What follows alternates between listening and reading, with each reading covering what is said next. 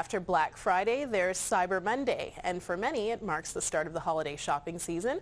A lot of people do their shopping online, of course, but if you're not careful, what seems convenient can come at a cost. Joining us now is cyber safety educator and author Claudiu Popa. He's also the founder of the KnowledgeFlow Cybersafety Foundation. Thank you for your time today. Thanks for having me on the show. So first of all, can you just give us a sense of how prevalent cyber fraud is, particularly at this time of year when shopping is picking up?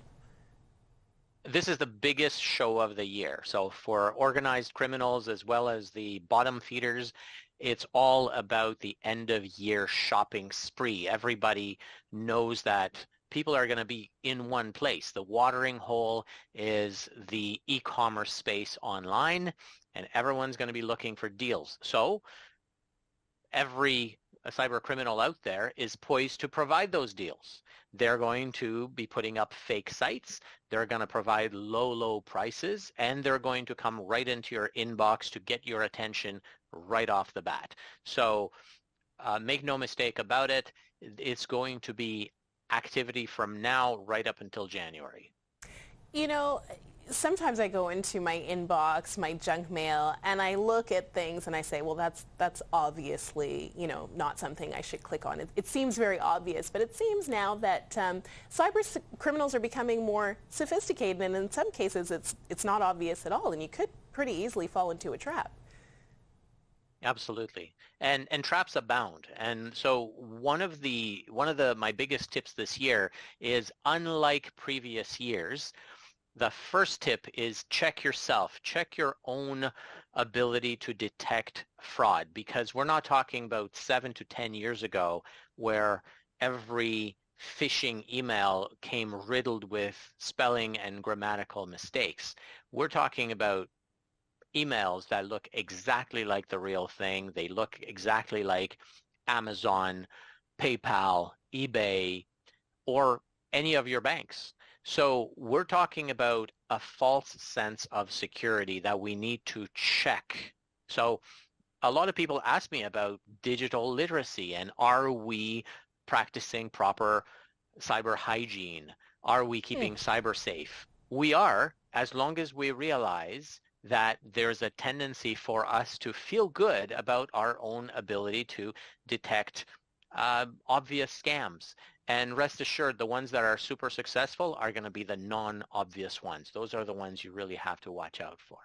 Right, because these cyber criminals are getting more sophisticated. Now, you just talked about digital literacy, cyber hygiene. I've never heard that one, cyber hygiene. I'm wondering if all age groups are vulnerable, or do you find seniors, for example, more likely to lack digital literacy or be familiar with cyber hygiene, so to speak? That's an excellent question. I actually find that overall age groups, only 54% are concerned about the holiday cybercrime spree that we're just entering right now.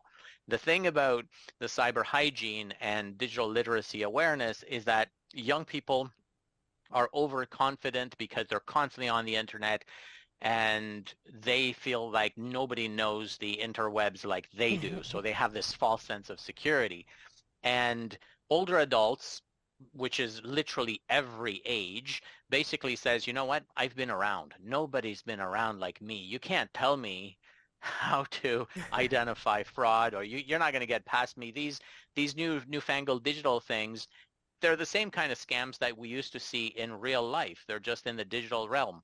They're both right and they're both wrong. So this false sense of security that comes from not really knowing what to anticipate is really what could get us if we don't know some of the basic trends going into the holidays this year. So what can we do to stay safe and protect ourselves from these cyber criminals? Simple tips. So the first one is, when you look for a site to shop from, search engines don't know any better than you do whether a site is fraudulent or not. If you know that you want to go to a particular site, type the site in the address field. Don't Google it. The reason for that is this year, cyber criminals have really ramped up their advertising spending to the point where they're spending more on advertising than some actual legitimate companies so that they come up higher than the company that they're impersonating. So of course, a lot of people are going to fall for that, not to mention the fact that if they go there, they're going to see unbeatable prices. So keep that in mind. Type in the web address. I mean, it's easy enough to know if you're going to ebay.ca or amazon.ca or indigo.ca or whatever it might be.